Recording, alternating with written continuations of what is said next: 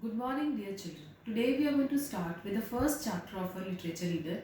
The name of the chapter is Three Questions, written by Leo Tolstoy. Leo Tolstoy was a Russian novelist who has written a number of novels.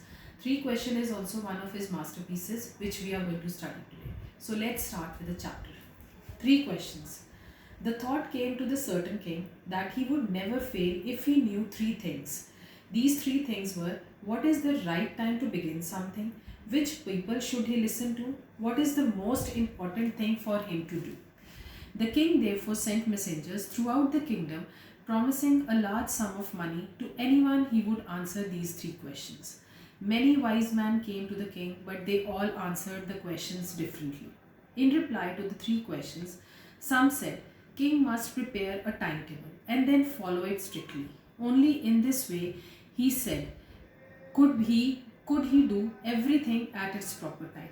Others said that it was impossible to decide in advance the right time for doing something. The king should notice all that was going on, avoid foolish pleasures, and always do whatever seemed necessary at that time.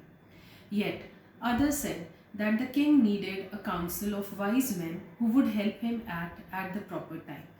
This was because one man would find it impossible to decide correctly without help of others the right time for every action.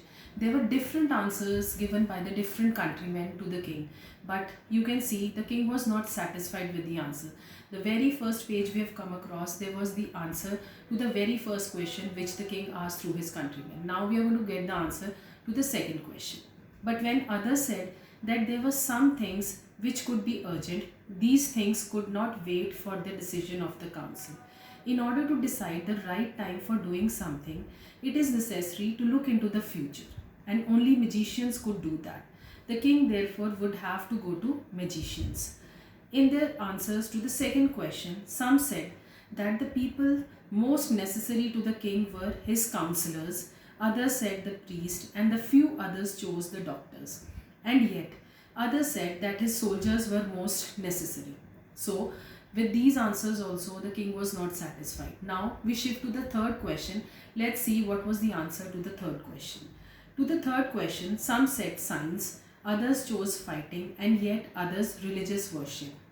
So, he got the answer to the three questions, but he was not satisfied with the answers. As the answers to his three questions were so different, the king was not satisfied and gave no reward. Instead, he decided to seek the advice of a certain hermit who was widely known for his wisdom. So finally, he decided to go into the woods where he could find and meet the hermit. The hermit lived in a wood which he never left. He saw no one but simple people. And so the king put on ordinary clothes before he reached the hermit's hut. And king left his horse with his bodyguard and went on alone. As the king came near the hermit's hut, now hermit is a sage who lives in the woods. He saw the hermit digging the ground in front of his hut. He greeted the king and continued digging. The hermit was old and weak, and he worked with breath heavily. He was breathing heavily because he was very old. That is why by doing this labor he couldn't breathe normally. The king went up to the hermit and said, I have come to you, wise hermit, to ask you the answer to three questions. How can I learn to do right thing at the right time? Who are the people I need most? And what affairs are the most important? So these were the three questions for whom the king was seeking the answer from the hermit. The hermit listened to the king, but he did not speak. He went on digging. You are tired, said the king. Let me take the spade and work in place. Now, spade is a tool with which we dug the ground. Thanks, said the hermit. Giving the king his spade, he had sat down on the ground. When the king had dug the two beds, he stopped and repeated his question. The hermit gave no answer, but stood up, stretching out his hand for the spade, and said, Now you rest and let me work. But the king did not give the spade and continued to dig. 1 hour passed, then another. The sun went down behind the trees, and at last the king stuck the spade into the ground and said, I came to you, Wise man, for an answer to my questions. If you can give me the answer, let me so, and I will return. Here comes someone running, said the hermit. The king turned around and saw a bearded man running towards them. His hands were pressed against his stomach, from which the blood was flowing. When he reached the king, he fainted and fell to the ground. The king and the hermit removed the man's clothing and found a large wound under his stomach. The king washed and covered it with his handkerchief, but the blood would not stop flowing. The king redressed the wound until at last the bleeding stopped. The man felt better and asked for something to drink. Now this wounded man felt better after the king has nursed him. The king brought fresh water and gave it to him. But this time the sun had set and the air was cool. The king, with the hermit's help, carried the wounded man into the hut and laid him on the bed. The man closed his eyes and lay quiet. The king, tired by his walk and the work he had done, lay down on the floor and slept through the night. When he woke, it was several minutes before he could remember where he was or who the strange bearded man lying on the bed was. Forgive me, said the bearded man in a weak voice, when he saw that the king was awake. I don't know you and have nothing to forgive you, said the king. The king was really surprised because he has not done anything, he has not taken anything from that bearded man, and to his surprise, and he got confused why this particular man is asking for forgiveness. Let's see what was the reason there. You do not know me, but I know you. I am an enemy of yours who swore revenge on you because you put my brother to death and seized my property. Seized my property, the word seized means to take something by force. I knew you had gone alone to see the hermit, and I made up my mind to kill you on your way home. But the day passed and you did not return. So I left my hiding place and I came upon your bodyguards who recognized me and wounded me. I escaped from him, but I should have died if you had not dressed my wounds. I wish to kill you, and you have saved my life. Now, if I live, I will serve you as my most faithful servant and will order my sons to do the same. Forgive me.